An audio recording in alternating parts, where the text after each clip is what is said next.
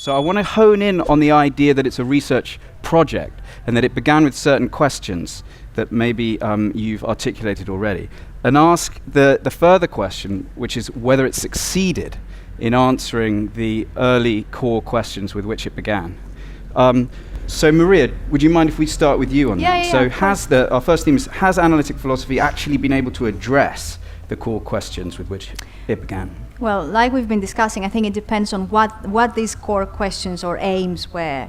Because if we take the core question or aim to be, let's see how philosophical problems can be a case of confusion, and drawing the right distinctions between the different logical roles that a word can have, can help us avoid some pseudo problems, then I think it has succeeded, because it has been helpful in making us kind of see that and work on that.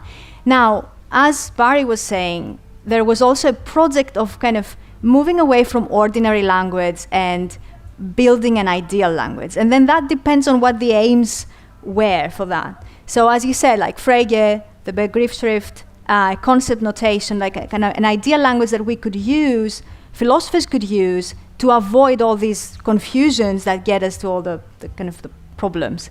But then also that went too far, because like with Carnap and logical positivism, you have the idea that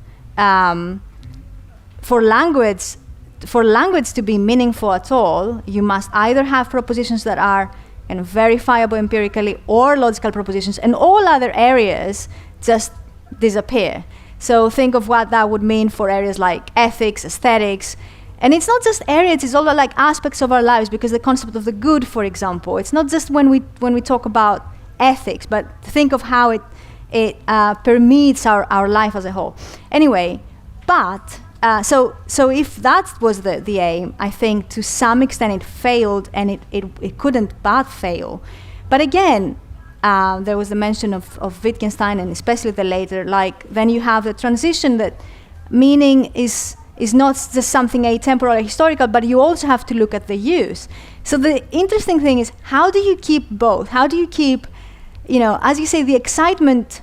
And I think it's a very philosophical, like it's a very Platonic thing too, of trying to look at something clearly, undisturbed from all sorts of things that can disturb you. But on the other hand, also, how can you take into account history and the fact that you are, situated in space and time? So, given the complexity, if we then take one of the core questions to be, how does ordinary language fit in?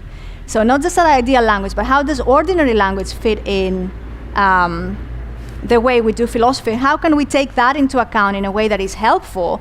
I think that's also a core question, and I think this is still being explored, and it's a good question. So the jury's still out on some of the questions in any case. Thank you very much. Hilary, you've been quite clear that it does not succeed. Perhaps you could say a little bit more about what you took the key question to be, and why you think it fails. Well, it as I say, I was enthusiastic about it as a young student, for all of the reasons that Barry described. It was in the 1910s and 20s and 30s. It was a dynamic new brush through what had become a rather impenetrable Hegelianism, which had dominated a lot of philosophy. So that was very exciting. But that was 110 years ago. And during that time, there have been both the initial flaw which Wittgenstein identified very early on, and there have been attempts to carry on the project in one form or another, because it's a very attractive thing. Philosophers like this thing, we'll turn philosophy into a science. Science gets all of the accolades, and we want to no longer be in a space where we're just wandering around between different views. We'd like to make slow, piecemeal progress like science. So it's got a great sort of vision to it.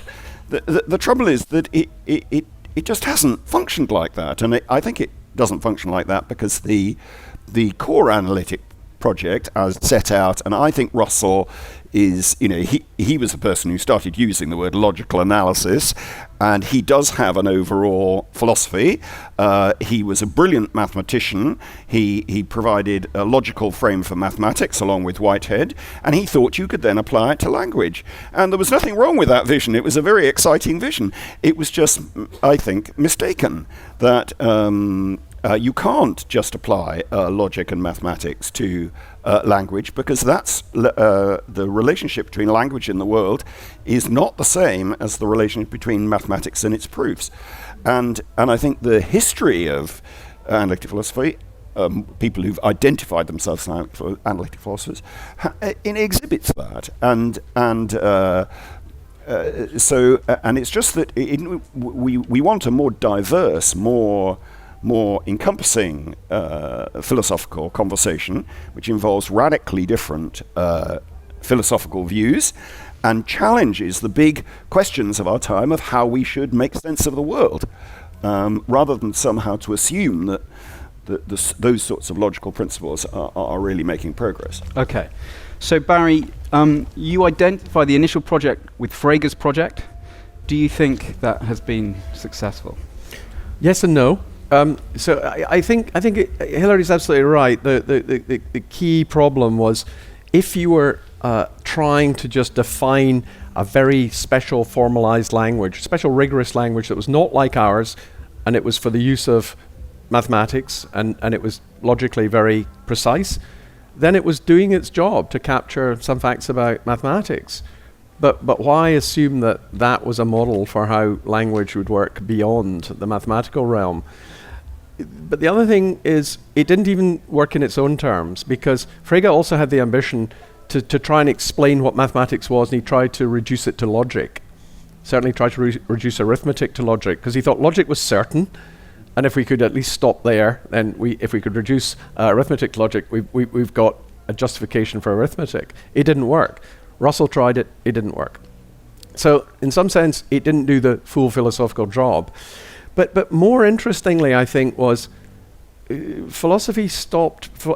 philosophy shouldn't be fossilized. You shouldn't think of it as what it was in the 1930s, and there are some people for whom it's still 1930 on their watch, and we know that. But there was a move away from putting language at the center of philosophy and thinking if we analyze language, we'll sort of find our relation to the world and so on. In my time, there was a move to the philosophy of mind being all important. And suddenly we were dealing with mind, and we were looking at, again, it was often driven by what was going on in science. Neuroscience is coming up, psychology was developing, and so suddenly philosophers thought we need to understand the mind better. And then language takes a second role, because instead of thinking the big job is understanding how language relates to the world, a much more interesting question is, how does language relate to thought? And indeed, what we're doing now is using language to go public on what we're thinking. And language is an interface between minds. That's really interesting. It's the way in which minds can make available to each other what they're thinking, where there's no barrier, where we're not having to guess what's going on in someone's head.